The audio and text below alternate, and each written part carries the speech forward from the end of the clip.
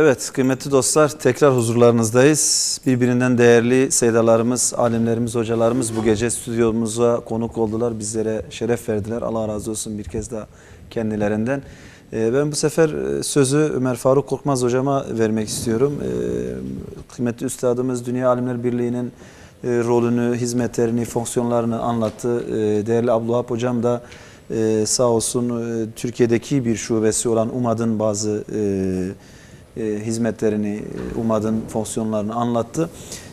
Bu konuda siz de elhamdülillah bir İslam alimisiniz. Tamam. Dünya alimleriyle, dünya Müslümanlarının dertleriyle dertleniyorsunuz. Bu konuda İslam dünyasındaki problemler için sizler neler söyleyebilirsiniz? Bu konuda görüşleriniz nelerdir? Çözüm önerileriniz varsa onları da alalım. Şimdi değerli hocalarımız gerçekten çok güzel konulara değindiler.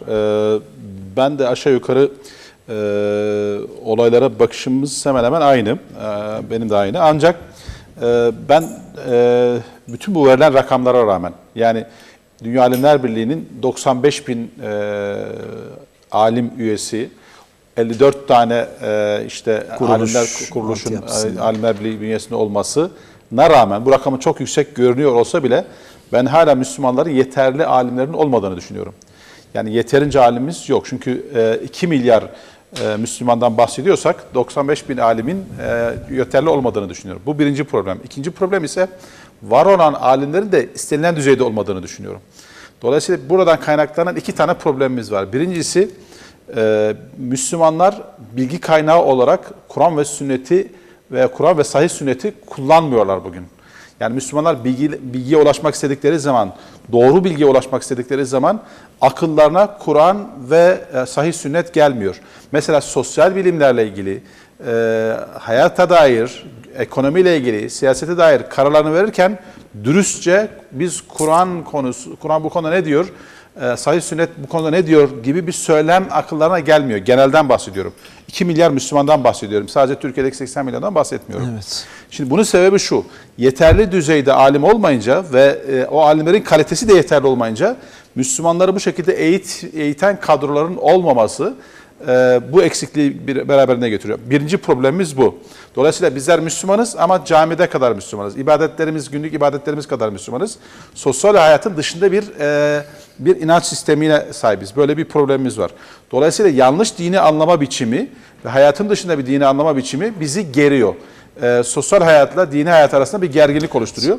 Bugün dünyadaki sıkışmışlığın, biriken gazın ve çeşitli problemlerin, patlamaların dünyada meydana gelmesinin arka planında bu ilmi önderliğin olmayışı, alimlerin bu gençlerin önünde olmayışından kaynaklanıyor.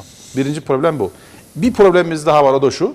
Var olan alimlerimiz de yakın zamana kadar kendi aralarında bir üst çatıları yoktu, bir birliktelikleri yoktu, bir ortak söylem birlikleri yoktu.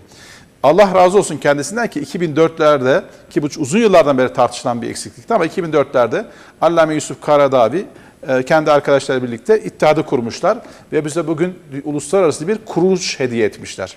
Bu çok önemli bir şey. Gerçekten Müslümanları tek bir çatı altında toplayan bir kuruluşun olması. Yani bu 95 bin alim bu kuruluşun altında ama bu da yeterli olmadığını baştan söyledim. Şimdi bizim nasıl bir alime ihtiyacımız var? Bizim sosyal, ekonomik, siyasi, kültürel birçok problemlerimizle ilgilenen aydın alimlere ihtiyacımız var. Evet. Aydın alimle normal alim arasındaki ana fark bu. Veya sadece aydınla alim arasındaki fark da bu. Bizim problemlerimizi modern dönem aydınları çözmede yeterli olmuyor. Modern dönemde aydınlanmamış alimlerin de bizim problemlerimize hitap etmiyor. Böyle bir problemimiz var bizim. Bizim aydın alimlere, yani modern dönem problemlerini Kur'an ve sahih sünnete göre çözecek insan modellerine ihtiyacımız var. Bunun en güzel örneği bana göre karşımızda oturan Allame Ali Karadağ hocamızdır. Niye? Şimdi herkes Ali Karadağ hocamızı baktığı zaman evet Alimler Birliği Genel Sekreteridir. Belki onu sadece alim sıfatıyla tanıyor. Ama aynı zamanda kendisi bir ekonomik profesörüdür ve birçok bankaya, İslami bankaya da danışmanlık yapmaktadır. Şimdi böyle bir alim profilinin sayısı çok az dünyada. Halbuki bunların sayısı arttığı zaman o zaman bizim problemlerimizin çözümü de daha fazla artmış olacak diye düşünüyorum. Yani siyasetin benim hocamızı yani gözlemlediğim kadarıyla siyasetle de içli dışlı olduğu halde ilmi siyasete de ezdirmeyen bir Şimdi- kişiliğe sahip bir insan. Ben öyle görüyorum. Tabii ki, Ve yani- siyasetsiz de olmadığını bilen bir insan. Şimdi O şuurda siyaset, bir insan. bizde siyaset nedir? Önce onu konuşmak lazım tabii. Tabii. Yani siyaset günlük partiler arası yapılan tartışmalardan bir taraf mı olmaktır?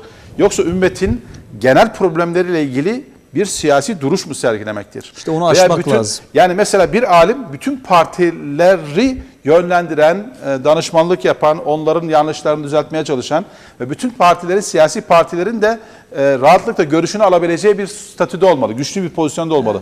Bence Ali Karadağ bu şahsiyetlerden bir tanesi. En azından ben onun ekonomiyle ilgili duruşu, fıkhi duruşunu böyle görüyorum.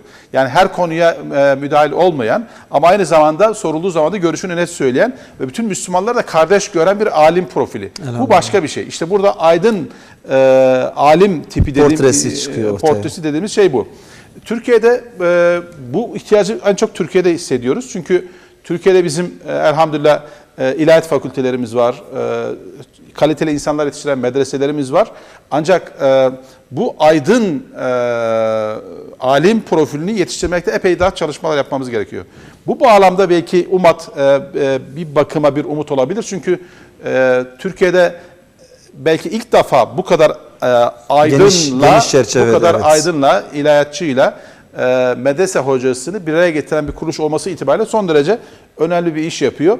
Bu o kadar kolay bir şey değil. Bu programı izleyen insanlarımız çok iyi bilir ki ilahiyattaki akademisyenlerle ilahiyattan çok uzak belki bazı medrese hocalarını veya kanaat önderlerini bir araya getirmek, hatta bazı kanaat önderlerini kendi aralarında bir araya getirmek kolay değil. Ve bunu Muhat şu anda başarmış durumda. Fakat Türkiye'de son dönemde çok ilginç bir gelişme var. Bu son derece önemli. Burada da gurur duymamız gereken bir şey. Artık birçok medresede okuyan insanlar aynı zamanda ilahiyat fakültelerinde de master doktorlarını yapıyorlar ve akademiye geçiş yapıyorlar. Bu saygı duyulacak bir şey.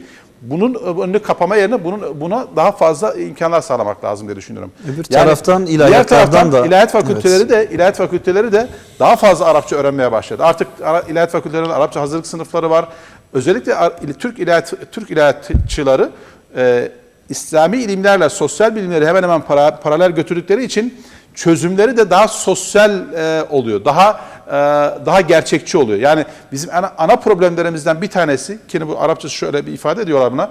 İnzalul hukmu fi ardil vaki diyorlar. Yani Nas'ın hükmünü, Kur'an ve sahih sünnetin hükmünü pratiğe nasıl indireceğiz? Evet. Bunu ancak sosyal bilimlerin içinden gelen insanların daha başarılı olma şansı yüksek. Veya işte mevcut halkın birçok soruları var, cevapları var. Önce bunları bir doğru anlamak gerekiyor. Yani Türkiye'de bu anlamda da güzel gelişmeler var. Onu söylemeye çalışıyorum. Yani o aradaki makas gün geçtikçe kapanıyor. Bunu da daha fazla kapatıcı çalışmalar yapmak lazım diye düşünüyorum. UMAT bu hizmetleri yapıyor. Dünya Alimler Birliği'nin şu andaki genel başkanı Ahmet Reysuni Hoca Efendi'dir. Kendisi Faslıdır. O da aynı zamanda aydın bir alim diyebiliriz ona. Yani o da özellikle makasit alanında çok iyi çalışmalar yapmıştır. Makasiti en çok çalışan alimler genelde Fas'tan çıkmaktadır. Bu son dönemde Fas artık makasit ülkesi haline gelmiştir. Bu da saygı duracak bir şeydir. Bu dönemde de Ahmet Reysuni Hoca'nın İttihad'ın genel başkanı olması belki içinden geçtiğimiz süreci de katkısı anlamında çok yeni fırsatlar vereceğini düşünüyorum. Allah razı olsun. Çok güzel özetlediniz. İlerleyen dakikalarda inşallah tekrardan sizlere de söz hakkı vereceğiz. Ben tekrardan tabii Tayyip Elçi Hocam evden olduğu için, ev sahibimiz olduğu için hocama fazla bir söz hakkı veremedik doğrusu. Hocam sizin de bu konuda söylemek istedikleriniz varsa çekinmeden genel bir tabir var. Televizyon sizin, yani neler söylemek istersiniz veya var mı bu konuda bir görüşünüz? Estağfurullah, yok.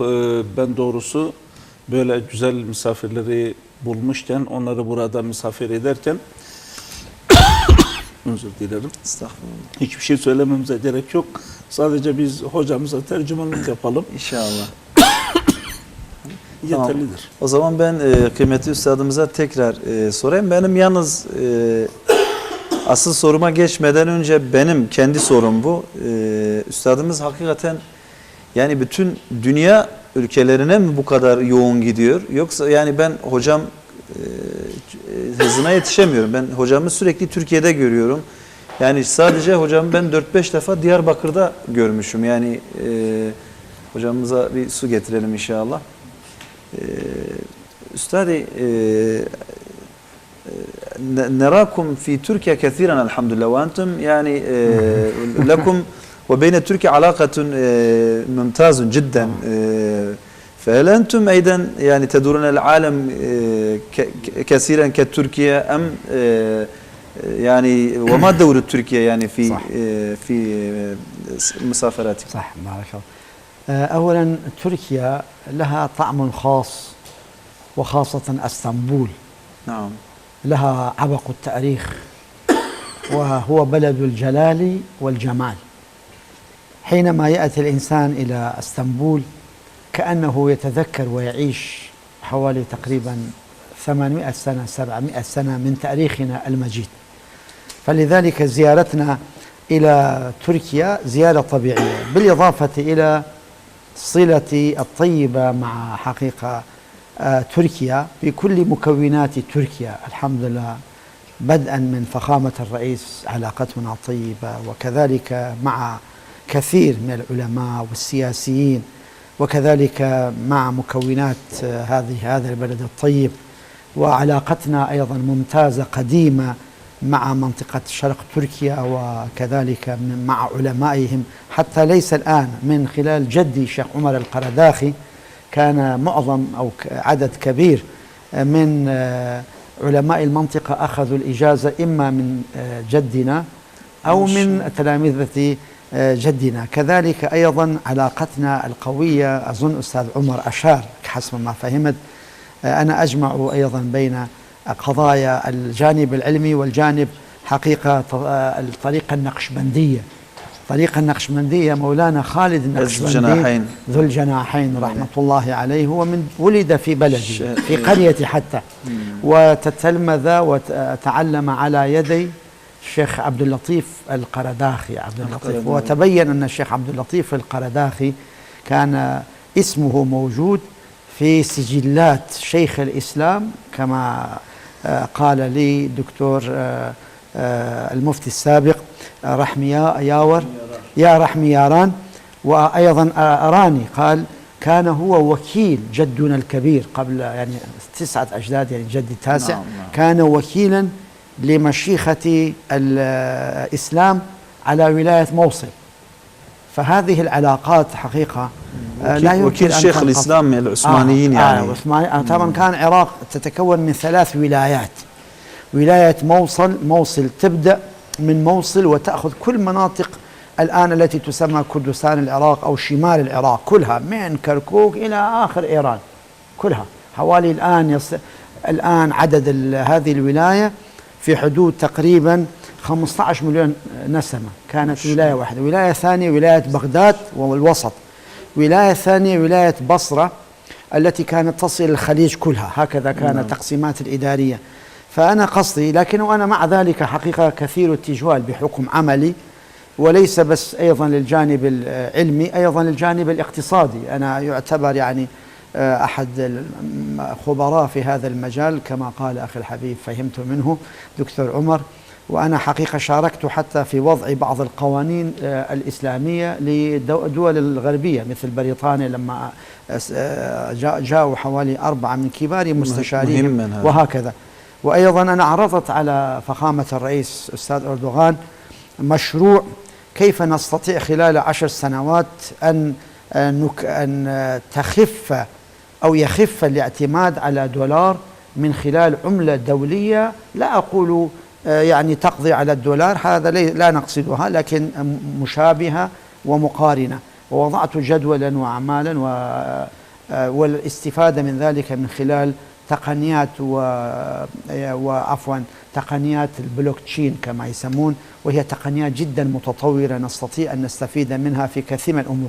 فبحكم هذه الأعمال والمؤتمرات المتنوعة فأنا كثير التجوال للعالم وخاصة لتركيا وأيضا لهذه المنطقة الكريمة وهي ديار بكر أو بصورة عامة، ويعني كل تركيا حقيقة جزء من قلبي وكياني.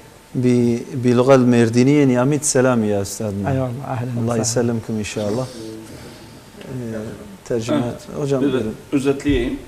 Biraz uzun oldu. Hocama Türkiye'ye gelişini Evet özellikle hocam sordu. diyor ki Türkiye ile özel bir bağımız var. Zaten görevi icabi hem de özellikle İslam ekonomisindeki derin tecrübelerinden istifade etmek isteyen tüm ülkeleri ta mesela İngiltere'ye varana kadar bu İslam ekonomisi hususundaki tecrübelerini paylaşması hasebiyle tüm dünyada sürekli gidip gelmesi, programlara, sempozyumlara, konferanslara katılması hasebiyle geziyor.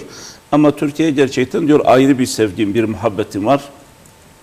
Türkiye'nin tümüyle, İstanbul'uyla, özellikle de Doğu illeriyle Diyarbakır diyor kalbimdeki yeri ayrıdır. Malum ben de bir antiparantez söyleyeyim. Hocam aynı zamanda Karadağ yani Irak Kürdistan'ından olduğu için bölgesel olarak da bölgeyle bağı daha bir sıkıdır. Ayrıca diyor mesela Türkiye'de şu an bazı alimler var ki bizim ecdadımızdan icazet almışlar. Öyle bir bağımız vardır. Mevlana Halid Nakşibendilik tarikat üzerinden bizim Türkiye ile Kuzey Irak arasında yine sıkı bir bağımız vardır. İstanbul'un yine hem ümmetin bir başkenti olması, hilafetin merkezi olması hasebiyle İstanbul'la Tabii çok hocam, sıkı bir bağımız vardır. Katar'da şu an Tabii ikamet hocam etmektedir. aslen Karadağ'dır. Karadağ Süleymaniye'ye yakın bir beldedir, öyle diyeyim. Bir ilçe gibi. Aslen oralıdır ama Katar'da ikamet ediyor. Ama artık bütün ümmetin ortak değeridir, ortak yani malıdır. eğitiminin belki büyük Diğer bir kısmını o taraftan bölgede görmüş. Türkiye hükümetiyle diyor çok güzel ilişkilerimiz vardır, özel çalışmalarımız vardır. Mesela Sayın Cumhurbaşkanımız da diyor önümüzdeki 10 yıl içerisinde doların bizim bölge üzerindeki etkisini nasıl azaltabiliriz buna dair projeler üzerinde çalışıyoruz. Yani onun için Türkiye'nin benim gönlümdeki, Diyarbakır'ın benim gönlümdeki yeri bir başkadır. Dolayısıyla da ben evet tüm İslam alemini hatta diğer beldeleri de gezmekle beraber ama Türkiye ile çok daha sıkı ilişkilerimiz var. Onun için Türkiye'de daha çok sık gidip gelebiliyoruz. Allah razı Şimdi olsun. isterseniz Şimdi asıl sorumuza gelelim. Malumunuz biz de bu televizyonda birçok program yaptık bu konuyla ilgili. Mealcilik akımına karşı, deizme karşı, sünnet-i seniyeyi, mezhepleri inkar edenlere karşı birçok farklı akademisyen, ilim adamı hocalarımızı burada misafir ettik. Bu konu üzerinde farklı konuşmalarımız oldu.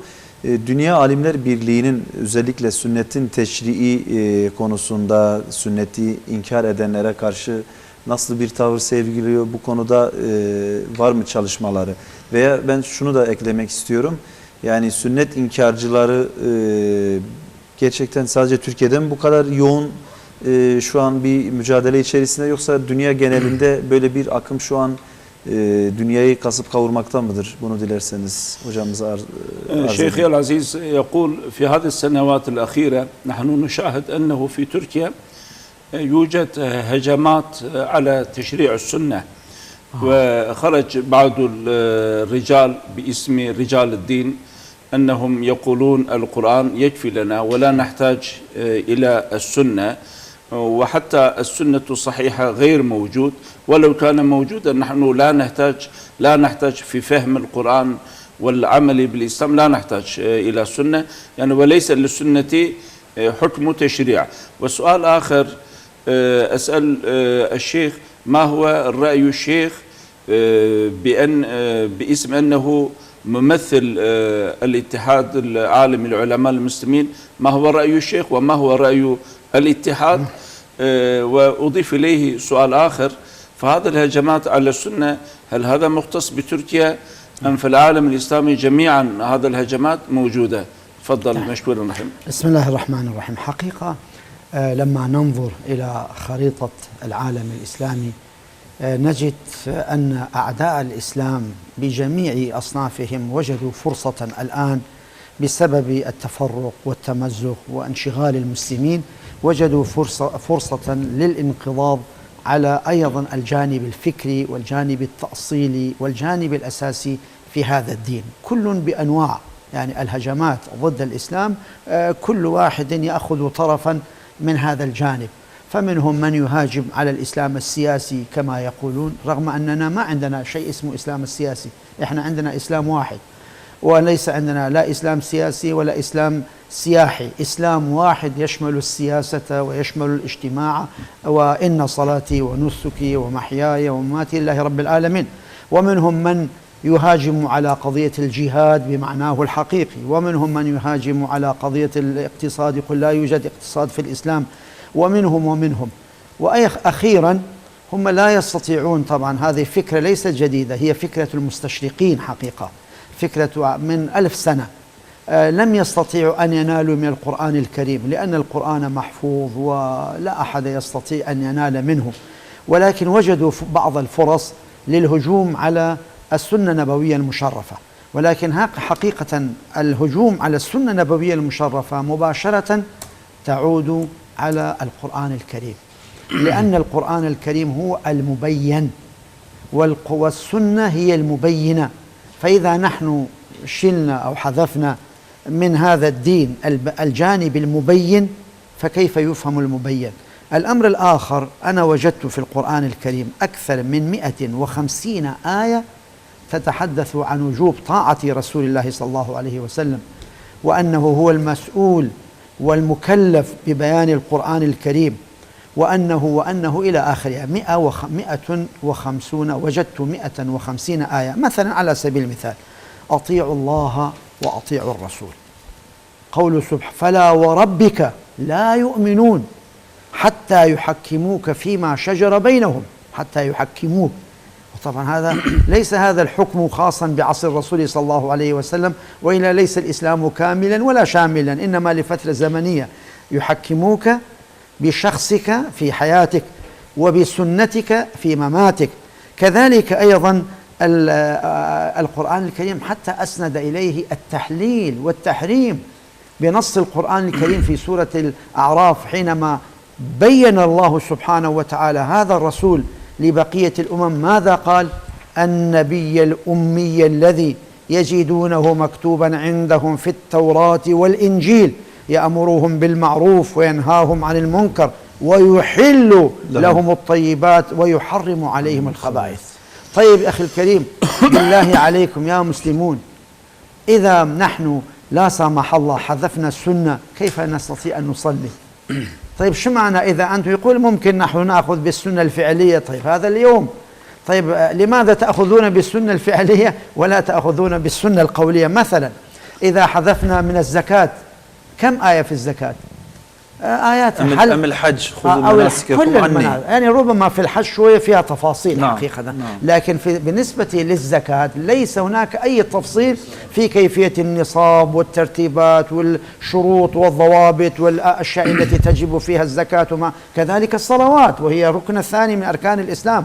فلذلك هذه دعوة خطيرة جدا، وهي دعوة لإحياء حقيقة فكرة الاستشراق وفكرة الصليبية، وهذا نوع من الهجمات. ربما أنا لا أتهم هؤلاء الذين يدعون كلهم، أغلبهم من الغفلة ومن عدم فهمهم للسنة النبوية المشرفة. فهل يوجد إن شاء الله لا يوجد، فهل يوجد أحد، بس واحد سؤال إن شاء الله، فهل يوجد أحد من هؤلاء يعني تحت لجنة يعني الاتحاد؟ نعم، احنا مهتمين، نحن ضمن المصطلحات عندنا يعني حقيقة كلفنا الآن بعض الإخوة وأنا واحد منهم أننا نبحث عن هذه القضايا والردود عليها. بس هذه القضية ليست جديدة، قضية قديمة جدا من أيام المستشرقين. نعم. يعني أهل يعني مش جميع المسلمين متفقون على أن السنة حجة، لكن ممكن نختلف في حديث، هل هذا الحديث تشريع أم مجرد يعني ليس بتشريع بمعنى تشريع ملزم أم لا، ممكن هذا. لكن ولذلك أنا أقول هناك بعض يعني أفهام أو بعض الإشكاليات الظاهرة في بعض الأحاديث، لكن حينما نعرضها على بساط العلم والجمع، يعني أنا عندي كتاب يسمى فقه الميزان، لو نحن جمعنا هذه الأقوال والأحاديث النبوية الشريفة ووزعناها على كفتي الميزان لما بقيت هناك أي إشكالية في أي حديث من الأحاديث. وأنا مستعد وأقول إن شاء الله بإذن الله أتحدى أي واحد من هؤلاء القرآنيين يأتون أمامنا ويستطيع إن كانوا مسلمين لا يستطيعون نعم. لا يستطيعون. Evet, biraz Tafadınız. uzun oldu. Evet. Tabii sizin soruyu bu Tabii, arada şöyle. unutmamış olalım. Sizin sorunuz Evet. Dünya Alimler Birliği'nin sünnetin hücciyeti hususundaki görüşü nedir dediniz.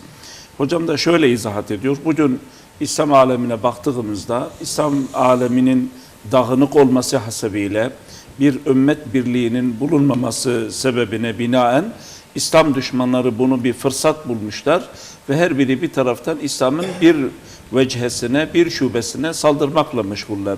Evet. Görüyoruz ki bir kısmı İslam'ın siyasi tarafını inkar ediyor, kimisi cihadı inkar ediyor, kimisi İslam'ın ekonomi tarafını inkar ediyor. Her biri İslam'ın bir vechesine, bir cephesine saldırmakla mükelleftir. Halbuki İslam bir bütündür. İslam bütün bunları kuşatır. Siyaseti de, ekonomiyi de bir hayat nizamıdır zira. Tabi bu sünnetin teşriini inkar etmek, hücciyetini inkar etmek fil hakikat oryantalistlerin ortaya attığı bir fikirdir. Ama asıl amaç sünnete zarar vermek değil. Asıl amaç Kur'an'a zarar vermektir. Kur'an'a saldırmaktır. Ancak direkt Kur'an'a saldıramayacaklarını bildikleri için, direkt Kur'an'a zarar veremeyeceklerini bildikleri için ve sünnetsiz Kur'an da hakkıyla anlaşılamayacağı için sünnete saldırıyorlar. Lakin amaç Kur'an'dır. Çünkü Kur'an mübeyyendir. Açıklanmaya muhtaçtır. Sünnet onun mübeyyenidir. Onun açıklayıcısıdır. Sünnetin tefsiri, şerhi açıklaması olmazsa biz Kur'an'da muradullahı anlamamız mümkün değil. Hocam diyor ki ben kendim bizatihi Kur'an-ı Kerim'e baktığımda sünnetin hücciyetine delalet eden 150 ayeti sıralayabilirim. Mesela Resulullah Aleyhisselatü Vesselam'a itaati emreden, evet, ati'ullâhe ve ati'ur Resul, Allah'a itaat edin, bir de Resulüne itaat edin diye iki ayrı seferde. Dolayısıyla Allah'a itaat etmek ayrı bir şey, Resul'e itaat etmek ayrı bir şeydir. Bu da Resulullah'ın sözlerinin ve fiillerinin hüccet olduğuna delalet ediyor. Bir başka ayet-i kerimede Yüce Allah yeminle söylüyor. فَلَا وَرَبِّكَ لَا يُؤْمِنُونَ حَتَّى يُحَكِّمُونَ فِي مَا شَجَرَ بَيْنَهُمْ. Rabbine yemin olsun ki onlar seni aralarındaki problemlerde hakem yapıp sonra verdiğin hükümde kalplerinde hiçbir sıkıntı duymadan tam bir teslimiyetle teslim olmadıkça gerçek manada iman etmiş olamazlar. Tabi Resulullah'ın hakemliği nasıl olacak? Resulullah hayattayken gidip yanına sahabeler ifade verirlerdi. O canlı olarak, fiziki olarak hakemlik yapardı. Ama Resulullah'ın vefatından sonra ise ancak onun sünnetinin hakemliğiyle biz Resulullah'ı hakem yapabiliriz. Bu da yine sünnetin hücciyetinin açık bir delilidir. Yine Allahu Teala peygamberimizi Kur'an'da tanıtırken yuharrimu aleyhimul habais yuhillu lehumut tayyibat, onlara kötü şeyleri haram kılan ve güzel şeyleri helal kılan diye onu tanıtıyor, onu vasıflandırıyor. Bütün bunlar Resulullah Aleyhisselatü Vesselam'ın söz ve fiillerinin, kısacası sünnetin hücciyetine delildir. Eğer sünnet olmazsa bizim İslam'ı yaşamamız mümkün değildir. Mesela örnek bir namazdan söyleyecek olursak en önemli ibadetlerimizden biri olması hasebiyle namazın 5 vakit olduğu, hangi namazın, hangi farzın kaç rekat olacağı, bunu nasıl kılacağımızı, rükünlerini, şartlarını biz sünnet olmadan öğrenmemiz mümkün değil. Aynı şekilde zekatın hangi maldan yüzde ne kadar verileceğinin tafsilatını biz sünnetten öğreniyoruz. Bunların hiçbirinin tafsilatı Kur'an-ı Kerim'de yoktur. Dolayısıyla da sünnete saldırmak, sünnetin hücciyetine saldırmak İslam'a karşı en çirkin bir saldırı ve çok tehlikeli bir fikirdir. Bu Siyonizmin ve oryantalizmin ortak bir fikri, ortak bir çalışmasıdır. Hepsini demiyoruz. Elbette ki cahilliğinden, meseleyi kavramayışından dolayı bu akıma kendini kaptıranlar var. Ama bir kısmı da bunu İslam'a hıyanetlerinden dolayı yaparlar. Bunu teşmil etmek, hepsine teşmil etmek elbette ki doğru değil. Kendini kaptırıp bu işe cahilliğinden dolayı alet olanlar da vardır. Biz Dünya Alimler Birliği olarak sünnetin hücciyeti üzerinde ısrarla duruyoruz. Bu meseleyi çok önemsiyoruz. Biz kendim dahil olmak üzere alimler olarak bu fikre karşı reddiyelerimiz vardır. Çünkü bu hususta ümmetin icmaı vardır. Yani sünnetin hücciyeti hususunda bütün ümmet ulemasının icmaı vardır. Dolayısıyla bu icmaya karşı kalkıp bunu reddetmek çok tehlikeli bir durumdur. Ha şunu diyebiliriz, yani bazı hadislerin sıhhati üzerinde tartışmalar yapılabilir. O ayrı bir konudur. Ama bir bütün olarak sünneti tümden terk etmek çok tehlikeli bir durumdur. Ha ben şunu da söyleyeyim. Bu anlamda ben hodri meydan diyorum. Eğer bir Müslüman alim kim olursa olsun Kur'an bize yeter, sünnete ihtiyaç yoktur diyorsa buyursunlar, gelsinler, biz bu konuyu böyle tartışalım. Buna da hazırız. Elhamdülillah. Devam edecek mi üstadımız? Nam, fadl şeyhi. حقيقة الآن لابد يعني أنا أعتقد لا مانع في نظري أننا نحن كعلماء نجلس ونبين أين الإشكاليات إذا توجد إشكاليات، وربما هذه الإشكاليات كما قلت تعود إلى الفهم القاصر أو إلى يعني سوء المنهجية، عدم وجود المنهجية. منهجية التعامل بالسنة أننا نجمع جميع الأحاديث النبوية الشريفة مع القرآن الكريم، ثم بعد ذلك ننظر فيها.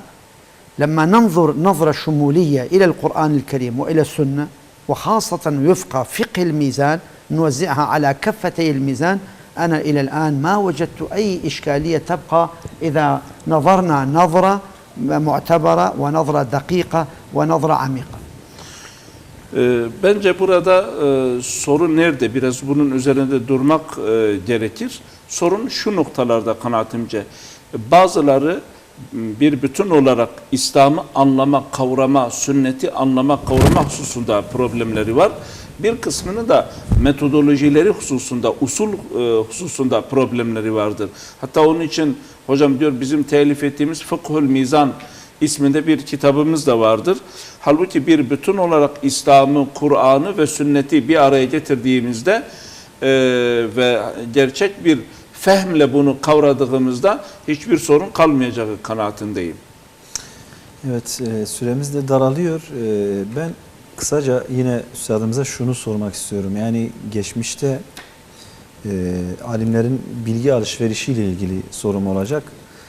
Yani eski çağlarda iletişim problemi olmasına rağmen, seyahat çok daha meşakkatli olmasına rağmen bir alim Endülüs'ten çıkıp belde belde gezip uzun yıllar süren ilmi seyahatler gerçekleştirebiliyordu. Yani Endülüs'ten çıkıp Bağdat'a gelip ilim talep edebiliyordu. Mekke'ye, Medine'ye hac vesilesiyle gidip orada Fustat'tan, Kahire'den işte ilim elde edebiliyordu. Bugün Müslüman alimlerinin bu birlikteliği maalesef inkıtağa uğramış. Nispeten bu tür mütemerlerle, konferanslarla veya sempozyumlarla bir araya geliniyor ama yine ilim talebi için bu gerçekleşmiyor. Bunu bugün yani Müslüman alimlerinin veya İslam Alimler Birliği'nin bunu aşma gibi bir derdi var mı? Bunu aşabilir miyiz?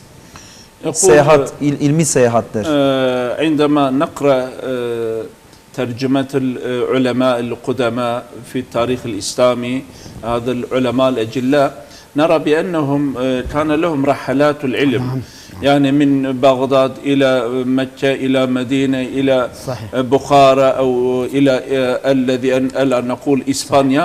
رحلات العلم كانت كثيرا يعني كان تبادل تعارف والاستفادة كان بين العلماء بكثير. الآن كأنه تقلل هذا استفادة العلماء في الأمة جميعا وكذلك رحلات العلم كأنه لا نراه بكثير. سوى هذا بعض المؤتمرات فيلتقي العلماء في المؤتمرات فهذا نراه، أما غيرها رحلات العلم كأنه لا يوجد كما كان في التاريخ. فهل لاتحاد العلماء في هذا المجال هل له فكرة، هل له مشروع؟ نعم. حقيقة يعني قضية الرحلات ترتبط بقضية الحاجة. في القرن الأول الهجري وقرن الثاني الهجري الصحابة الكرام توزعوا على البلاد، وهم الذين أخذوا من الرسول صلى الله عليه وسلم الأحاديث، وبالتالي الصحابة أنفسهم بدأت رحلات في عصرهم، صغار الصحابة مثل ابن عباس وبقية، ثم التابعين كانوا يذهبون لأجل أن يحصلوا على هذه الأحاديث النبوية الشريفة. كذلك العلم، ما كانش العالم الموجود مثلا في المدينة المنورة مثل الإمام مالك كان يعني يذهب إليه الآخرون ليستفيدوا من علمه، وكذلك ناس يأتون إلى بغداد ليستفيدوا من علم أبي حنيفة رحمه الله، وكذلك من علم من أبي يوسف، وكذلك نعم إمام غزالي وكذلك. فقصد هؤلاء كان اليوم تغيرت الأمور، لكن أنا أود أن أؤكد على شيء مهم جدا في قضية السنة حول الرحلات. معظم هذه الرحلات الكبيرة كانت لأجل الحصول على السنة النبوية المشرفة.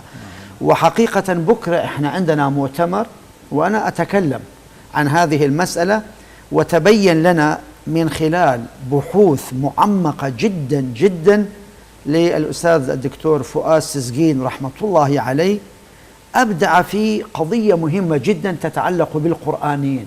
أثبت أمام المستشرقين بأن مصادر الإمام البخاري وبقية علماء الحديث لم تكن مصادر أحادية أخذوها من الأشخاص، وإنما كانت مصادر مكتوبة من القرن الأول الهجري إلى بداية القرن الثالث الهجري، كما أن معظم هذه الأحاديث كانت متواترة إلى حد كبير، سواء كانت تواترا لفظيا وهو تواتر المتكامل أو تواترا معنويا، بالإضافة إلى عملية النقد.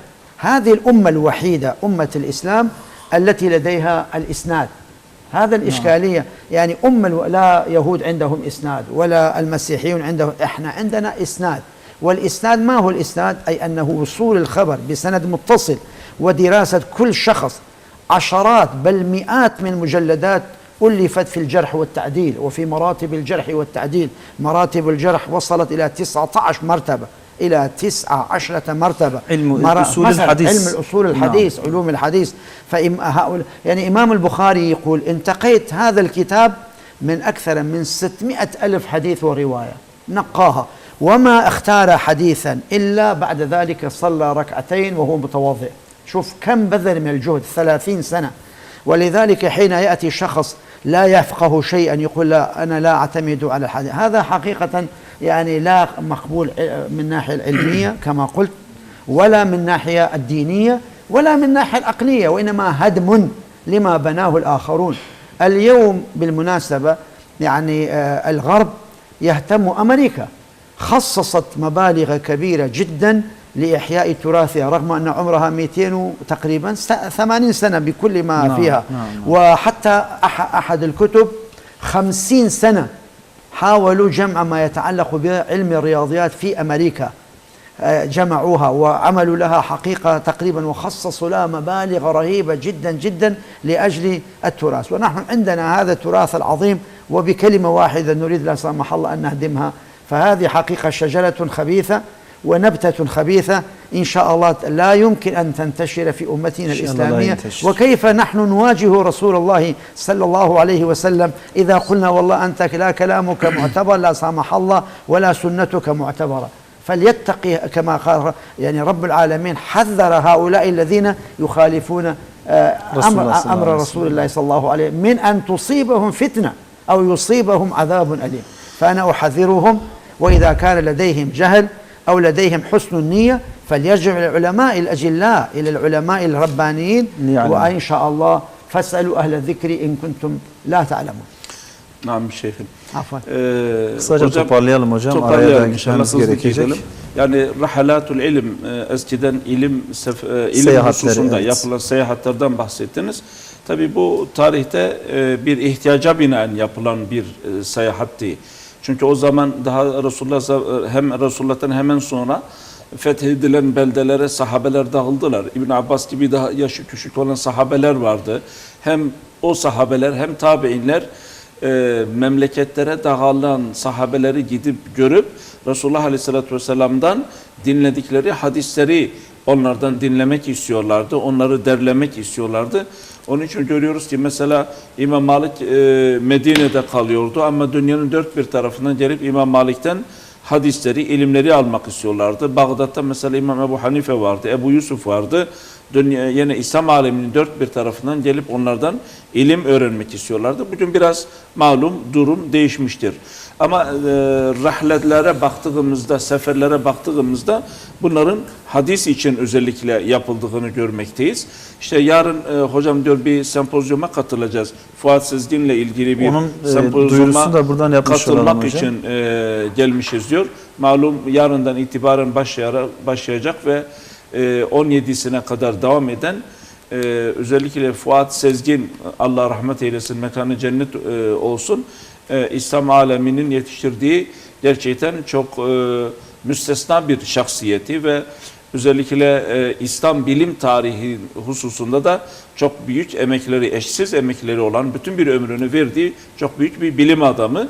Onunla ilgili yapılan bir sempozyum var. Hocam da zaten orada sunum yapmak üzere buradadır. Diyor mesela Fuat Sezgin Buhari'nin kaynaklarını toplamış. Daha hicri bir şu sonuca varıyor. Aslında bugün belki bazılarının iddia ettiğini tam tersine sanki ne zannediyorlar? Resulullah'ın zamanından itibaren İmam Bukhari, İmam Müslim gibilere varana kadar sadece sözlü tek yoldan sözlü olarak ama birer sene zinciri üzerinden birer olarak geldiğini iddia ediyorlar ki hakikatte öyle değil. Daha 1. asırdan itibaren hadislerin yazıldığına dair ve tevatür derecesinde büyük çoğunluklar aracılığıyla bir senet zinciriyle geldiğini Fuat Sezgin ilmi olarak da ispat etmiş. İlmi olarak evet bunu ispat etmiştir. Bu çok önemli bir husus. Yarın diyor özellikle ben buna vurgu yapacağım. Madem mesele hadisin hücciyetidir. Bir de bizde isnat dediğimiz, senet dediğimiz yani raviden başlayıp peygamberimize varana kadar kopuksuz bir şekilde kimin kimden işittiği, kimin kimden naklettiğine dair senet zinciri diye bir şey İslam aleminde sünnet hususunda vardır ki ne Yahudilikte ne Hristiyanlıkta ne de başka hiçbir sistemde böyle bir şey yok. Bunu ıskalamamak lazım. Bunun çok üzerinde durmak lazım. Ayrıca o senet zincirinde yer alan ravilerin her biri de cerh ve tadile tabi tutulmuş. Bu kimdir, necidir, hafızası nedir, dini diyaneti nedir, takvası nedir? Bir sürü süzgeçten, filtreden geçtikten sonra eğer muteber kabul edilmişse ondan hadis alınmıştır. Yani öyle rastgele sanki İmam Bukhari geldi de topladı ortalıktan öyle değil. Ayrıca İmam Bukhari bu sahihine aldığı hadisleri duyduğu, ezberlediği 600 bin hadis içerisinden hani 4 küsür bin civarında bunları kitabına almıştır. Bütün bu filtrelerden geçirdikten sonra. Ayrıca yazacağı her bir hadis için de önce 2 rekat namaz kılıp ondan sonra onun sahihine yazdırmıştır. Gördüğümüz gibi muazzam bir emek ve muazzam bir çalışma neticesinde bu hadis kaynakları bugün elimizdedir. Ama görüyorsunuz ki birileri çıkmış bütün bu muazzam çalışmayı bir seferden böyle cahilane bir şekilde bunları yok sayabiliyor, bunları yıkabiliyor. Yani bu sadece bir kültür olarak bile düşünseniz bunların muhafazası için her şeyi yapmamız gerekirdi. Mesela bir Amerika'ya bakıyorsunuz, kendi kültürünü, üstelik de bir 200 yıllık bir geçmişi var topu topuna ama kültürünü muhafaza etmek için çok büyük servetler sarf edebiliyor. Sadece spor kültürünü muhafaza etmek için çok büyük paralar harcıyor. Ama diyor ki bizden birileri çıkmış bu 1400 yıllık kültürümüzü, birikimimizi hem de eşi benzeri olmayan bu muazzam sermayeyi birden yıkmaya çalışıyor ki bu hususta ben onlara Allah'tan korkmalarını istiyorum. Bu büyük bir fitnedir. Buna karşı dikkatli olmalarını istiyorum. Eğer bilgiye ihtiyaçları varsa, cahilliklerinden dolayı bunu yapıyorlarsa da buyursunlar. Bu hususu biz beraber konuşalım, onlara izahatını yapalım diyor. Allah razı olsun. Sizlerden de çok güzel özetlediniz. Aziz dostlar, yine çok kısa bir aramız olacak. Aranın ardından tekrar huzurlarınızda olacağız.